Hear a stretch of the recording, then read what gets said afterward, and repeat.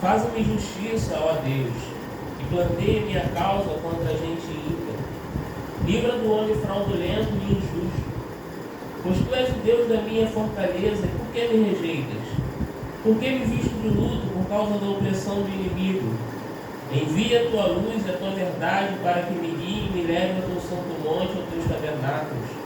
Então, irei ao altar de Deus, o Deus que é minha grande alegria, e com harpa te louvarei, ó Deus, Deus meu. Por que está abatido, ó minha alma? E por que te perturbas dentro de mim? Espere em Deus, pois ainda o louvarei. Ele é a salvação da minha face e Deus meu. Amém, igreja? Ele vai salvar em nome de Jesus.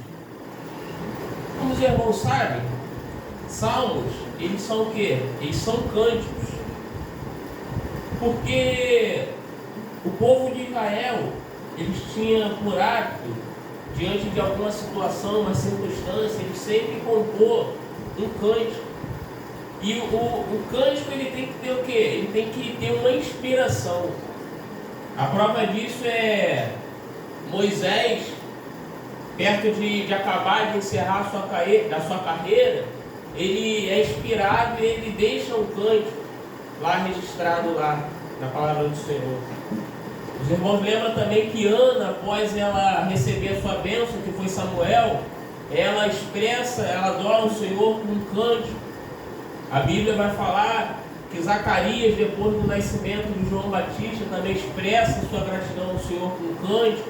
De igual modo, Maria, também quando ela vai na casa de Isabel, Isabel vai lá e fala: bendita és tu entre as mulheres, bendito é o ventre, é o que está no teu ventre. Após isso, ela expressa a sua alegria ao Senhor com um cântico.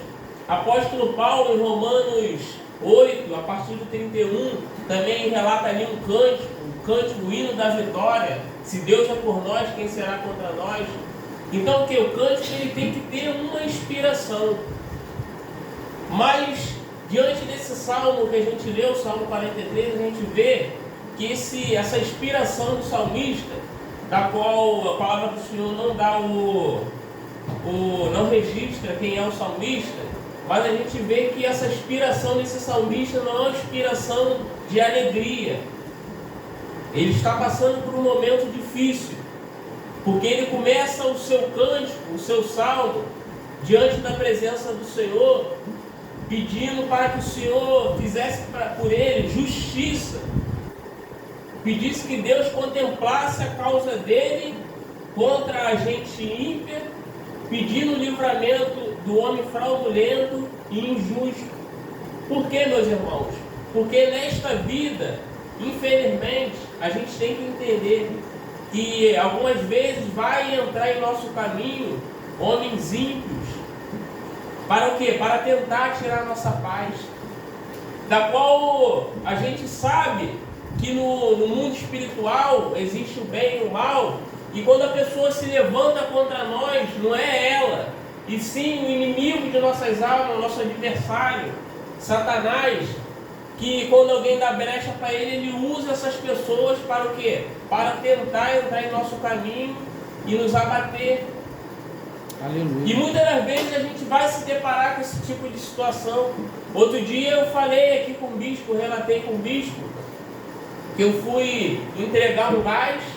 Quando eu cheguei na casa de uma senhora de aproximadamente uns 80 anos, ela falou que alguém tinha roubado o gás dela, e ela falou: esse gás não vai sair daqui não, esse gás é meu porque vocês roubaram o meu gás. Eu falei: senhora, não, a gente não roubou o gás da senhora não. Ela falou: vocês roubaram o meu gás, esse gás aqui agora é meu, só vai sair daqui enquanto trouxerem o meu gás. Eu falei: senhora, não foi eu não vou poder ajudar a senhora, nem sei quem foi. Quando eu fui meter a mão no gás, ela começou a me puxar, me empurrar, e eu vi que não era aquela senhora, e sim o inimigo, tentando usar ela para o quê? Para me armar um laço, para me botar em algum problema, uma dificuldade. E eu tive que fazer o quê? Com sabedoria de Deus, abri mão daquele gás, deixei ali até o que? A situação esfriar. Cheguei em casa, falei com a minha esposa, ela até riu. Caramba, da situação, mas eu, no dia seguinte, orei ao Senhor, entreguei na mão de Deus. Quando eu fui lá novamente, o Espírito Santo entrou em meu favor e aquela mulher já estava mais mais maleável, eu conversando com ela, ela entendeu que eu não tinha nada a ver com quem roubou o gás dela. E assim, falou, não, meu filho, pode pegar teu carro, desculpa, acontecido. Então, a gente entende que nessa vida é bom se deparar com esse tipo de situação. Verdade. A gente que dirige, bispo, obreiro carro, pilota moto, às vezes a gente no trânsito, alguém vai nos dar uma fechada, fazer alguma coisa, às vezes a gente está certo, ela está errada, mas ela ainda vai xingar a gente. E a gente que é servo de Deus tem que aceitar aquela afronta e ainda abençoar aquela pessoa em nome de Jesus. Porque somos servos de Deus e não podemos deixar se levar pelas afrontas do inimigo. Verdade, Deus. E o salmista ele estava passando por essa situação. Ele estava passando por uma situação de quê? De injustiça, que ele relata, de um homem fraudulento, um homem injusto. E ele pede, Senhor, me livra do homem fraudulento, me livra do homem injusto. A situação do salmista é tão difícil, que no verso 2 ele chega a dizer que ele confia no Senhor, que Deus era a fortaleza dele, mas que ele estava se sentindo rejeitado, que ele estava se sentindo que Deus tinha abandonado ele diante da opressão do inimigo. E muitas das vezes nós nos encontramos, às vezes numa situação parecida. Estamos colocando uma causa diante do Senhor, crendo que o Senhor pode, porque Ele é a nossa fortaleza, crendo que Ele tem poder para fazer, mas às vezes parece que o Senhor não está nos ouvindo, que o Senhor não está nos atendendo, e pensamos, o Senhor está nos rejeitando, mas não, o nosso Deus está nos ouvindo, mas o nosso Deus é o quê? Ele, muitas das vezes, Ele usa a situação para forjar o nosso caráter, para edificar a nossa fé, para nos dar a estrutura, para a gente reconhecer que Ele é Deus em nossas vidas. Aleluia. Aleluia. O nosso Deus, Ele é um Deus assim. Aleluia. Ele é o dono do tempo, mas trabalha no tempo. E muitas das vezes Ele permite certas situações, como eu disse, para forjar o nosso caráter, para nos fazer amadurecer, para nos fazer ser mais dependentes dEle, para a gente não buscar Ele, como foi falado pelo Brena Carla, não buscar Ele só pelo que Ele faz, e sim pelo que Ele é. O Deus Santo e Poderoso, nosso Senhor e Salvador. Aleluia. E o salmista vai lá e a gente aprende com o salmista o quê? Que o salmista, diante dessa situação, diante dessa dificuldade, a primeira lição que a gente aprende, quer desabafar, desabafa com quem? Com o nosso Senhor, nosso Deus. Ele vai diante do Senhor e expressa ele abre o seu coração diante de Deus através desse cântico. Um cântico bem sincero, o Senhor está me rejeitando, o Senhor está me deixando ser oprimido. Ele é bem sincero com Deus através desse cântico. Mas ele desabafou com uma pessoa certa, que é o Senhor nosso Deus, com o Espírito Santo. E muitas das vezes nós temos o hábito de quê? De sair desabafando nossos problemas, nossas dificuldades com qualquer um. Verdade, Jesus. Com até mesmo pessoas que não têm nada para nos oferecer, mas por o ser humano ter aquela necessidade de colocar o que está no nosso coração para fora, saímos falando para qualquer um. E muitas das vezes a pessoa, em vez de te dar um auxílio, uma direção, ela vai ouvir e ainda vai colocar, vai falar para outra pessoa. Está passando por isso, quando vai ver, todo mundo vai ficar sabendo. Então a gente aprende com o salmista que a gente tem que desabafar com quem? Com Deus, que Ele é o nosso amigo íntimo. O Senhor Jesus falou, Ele é o nosso amigo. Aleluia. E Deus, o Espírito Santo vai enviar alguém de Deus que vai te dar um auxílio segundo o Espírito Santo. Ele vai enviar o quê? Alguém para te dar uma direção daquilo que Ele quer. Aleluia. Desabafamos com Deus, depois desabafamos com quem? Com nossos líderes, com nossos pastores. Desabafamos com alguém que é guiado segundo a vontade do Espírito Santo. Eu diversas vezes já falei aqui, tenho que falar. Muitas das vezes, quando estava diante de uma situação difícil, eu ia onde? Eu ia no bazar, desabafava com o bispo, desabafava com a pastora, porque eu sabia que ali havia um homem e uma mulher de Deus que iria me dar uma direção segundo a vontade do Espírito Santo, para que para mim não tomar nenhuma atitude precipitada segundo a vontade da minha carne, do meu entendimento. Aleluia. E sim não sair do centro da vontade de Deus. Porque aí, no verso 3, o salmista ele fala: envia a tua luz e a tua verdade para que me guiem e me leve ao teu santo monte e aos teus tabernáculos. Aleluia. A situação do salmista era tão grave diante dele que a gente entende que ele afastou ele, desviou ele da direção do caminho do Senhor.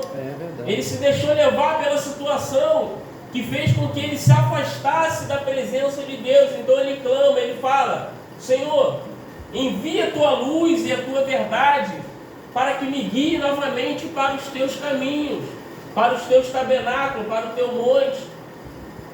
Mas a gente aprende aqui com o salmista. Muitas das vezes eu e você, quando estamos diante de uma situação, nós queremos o quê? Parar, desistir, jogar a toalha, retroceder.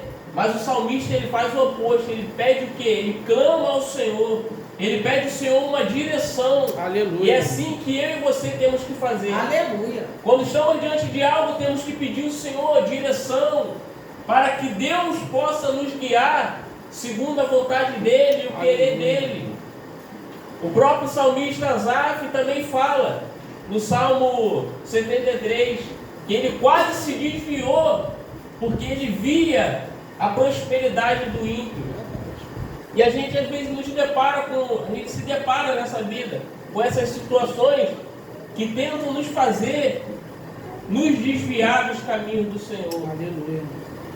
Após o salmista ele pedir essa direção do Senhor, pedir uma orientação do Espírito Santo para voltar à casa de Deus, a gente vê que a fé do salmista ela é renovada no verso 4. Aleluia, Jesus. Que ele fala: então eu irei ao altar de Deus, o Deus que é minha grande alegria, e com harpa te louvarei, ó Deus, Deus meu.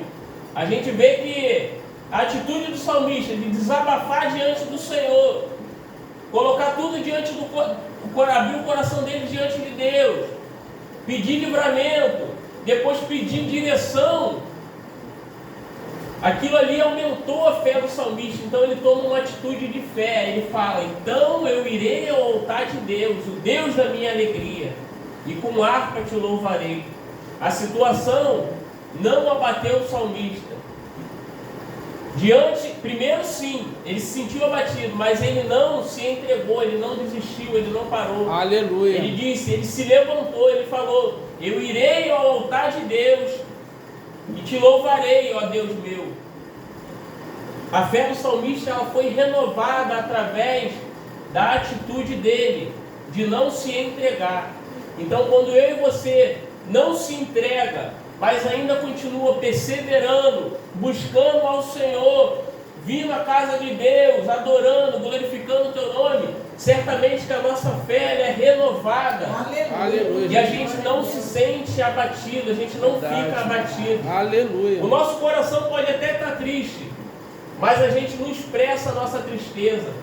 Continuamos firmes e constantes na presença do Senhor, cumprindo o propósito que Deus nos deu, sendo que luz do mundo e sal da terra. Aleluia. Então o salmista fala: por que está abatido a minha alma? E por que te perturbas dentro de mim? O que o salmista está dizendo? Por que eu estou triste com essa situação? Estou abatido. Se eu sirvo um Deus todo-poderoso, um Deus que tem todo o domínio, toda a majestade, por que está abatido a minha alma? Por que nossas almas ficam abatidas diante da situação? Se basta uma palavra do nosso Senhor para a porta se abrir, para o milagre chegar, para a cura chegar. É uma palavra do Senhor, mais nada. Então por que a nossa alma fica abatida? Basta a gente confiar em nosso Deus, descansar o nosso coração, crendo que Deus ele está no controle de todas as coisas. Ele não perdeu o controle, ele não vai perder. Porque o nosso Deus é o alfa e o ômega, ele é o princípio e o fim. Aleluia. A Bíblia diz que um dia para Deus é como um ano diante dos nossos olhos. E um ano diante dos nossos olhos como um dia para Deus. Então ele não perdeu o controle de nossas vidas. Verdade, aleluia. Ele está no controle de nossas vidas. E o salmista vai lá e termina esse cântico dizendo: espere em Deus, pois ainda o louvarei. Ele é a salvação da minha face e Deus meu. E a palavra para o meu e o seu coração essa noite é essa: espere em Deus, pois ainda você há de louvar o Senhor diante da sua situação. Aleluia. Esperar e descansar no Senhor. Deus vai pegar a tua situação, vai manifestar o poder dele, a glória dele, e o nome dele será exaltado e glorificado. Não foi assim com o povo de Israel? Quando o povo está lá oprimido por Faraó. Quando Deus envia Moisés, que Moisés vai diante da face de Faraó pedir para que Faraó liberasse o povo para ir no caminho do deserto adorar o nome do Senhor Deus, o que Faraó fez? Começou a oprimir mais ainda o povo. Não, esse povo ele tá pedindo isso porque eles estão ociosos, estão sem o que fazer, bota mais trabalho para eles. E o povo não entendia. Ué, agora que Moisés veio para nos libertar, piorou? E toda vez que ele ia diante de Faraó, Faraó falava que ia liberar e não liberava, piorava. Mas quando Moisés intercedia, clamava a Deus, Deus falava: Moisés, fica tranquilo, que eu vou glorificar o meu nome. Aleluia. Diante de Faraó. E os irmãos sabem o que Deus fez diante de Israel e de Faraó. Abriu o mar vermelho para o povo passar e glorificou o grande nome dele diante daquela situação. Aleluia. Então a palavra para o meu e o seu coração nessa manhã de domingo, o primeiro dia da semana, é essa: que Deus há de glorificar o nome dele através da nossa situação, da causa que nós temos colocado diante dele. Então somente nós temos que descansar o nosso coração, confiar e fazer o que tem que ser feito. Aquilo que está em nossas mãos, no nosso controle, a gente faz. Perseverar, buscar a presença do Senhor, orar no relógio de oração, colocar nossas causas no caderno de oração, confiando no Senhor. O possível a gente faz, agora o impossível, o nosso Deus há de fazer no tempo determinado. Amém? Quem crê nessa palavra, aplauda o nome do Senhor. Essa foi a palavra que o Senhor colocou no meu coração. Eu agradeço